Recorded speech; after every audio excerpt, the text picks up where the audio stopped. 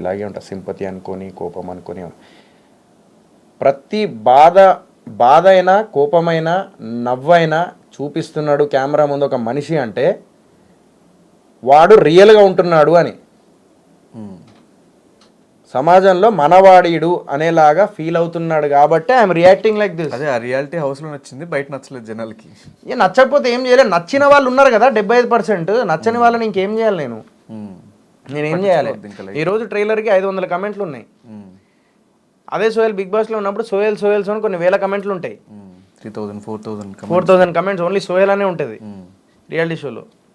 నేనేం చేయలేను దాన్ని నేను చేయలేను. ఇక మళ్ళీ ఒకసారి వెళ్ళి రావచ్చు కదా రియాలిటీ షోకి. మళ్ళా దరుష్టు ఏం లేదబ్బా, ఇప్పుడు ఒక్కటే కోరుకునేది. ఒక ఎక్కడి నుంచో చిన్న స్థాయి నుంచి ఈడి దాకా వచ్చిన. సో అదొక్కటే ధైర్యం, ఇక్కడ దాకా వచ్చినాడు ఇంకా ముందుకు వెళ్ళలేనా అని. ప్రతి ఇండస్ట్రీలో స్టార్ లేరు. సో తెలుగు ఇండస్ట్రీలో టీవీ ఇండస్ట్రీ నుంచి, సీరియల్ ఇండస్ట్రీ నుంచి, యూట్యూబ్ నుంచి ప్రతి ఒక్కరికి లైఫ్ ఉండాలనే నేను కోరుకుంటా.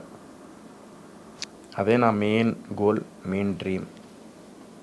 అదే హౌస్లో నచ్చిన సోహెల్ బయటకు వచ్చాక ఎందుకు అదే నాకు అవుతున్నాడు? నాకు అదే అర్థమైతలేదు అంటన్నా. అదే చెప్తున్నా, నాకు ఇంతవరకు అదే అర్థమైతలేదు. నేను ఇప్పటికి కూడా స్టాండ్ అవున్ అయ్యి ఉంటా. నేను మా అల్లా మీద ఒకటే చెప్తున్నా ఈ మాట. నాకు మహబూబ్ గాడు ఇట్లా హింట్ చూపించింది కూడా నాకు తెలియదు. నేను ఇప్పటిదాకా కూడా అదే హాంట్ అవుతూ ఉంటుంది. ఎవరెవరో మెసేజ్లు పెడతా ఉంటారు. సో నాకు తెలియదు అది నాకు తెలియదు, నిజంగా తెలియదు. సో ఇదొకటి. సెకండ్, తెలిసినట్టు తెలుసా అని చెప్తా. ఓకే, కప్పు చేయించుకుంటా అనేది that was my mistake. I really accept that. Definitely అది ఆ టైంలో ఎందుకు హై అయిపోయినా, ఎందుకు అట్లా మాట్లాడినా నాకు తెలియదు. సో నిజంగా అది మాత్రం నా తప్పది. అది నేను నేను ఇప్పటికి కూడా ఒప్పుకుంటా. అలా మాట్లాడడం కరెక్ట్ కాదు. ఓకే, అది నేను ఒప్పుకుంటా.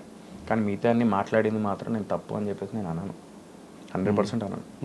అండ్ నేను ఈరోజు అడగడానికి మెయిన్ రీజన్ ఏంటంటే, ప్రతి ఒక్కరి కంటెంట్ ఉన్న సినిమాల్ని మేము హిట్ చేస్తున్నాం. హనుమాన్ కానీ, బలగం కానీ, డీజే టిల్లు కానీ, జాతిరత్నాలు కానీ ఇవన్నీ చేస్తున్నారన్న భయ్యా.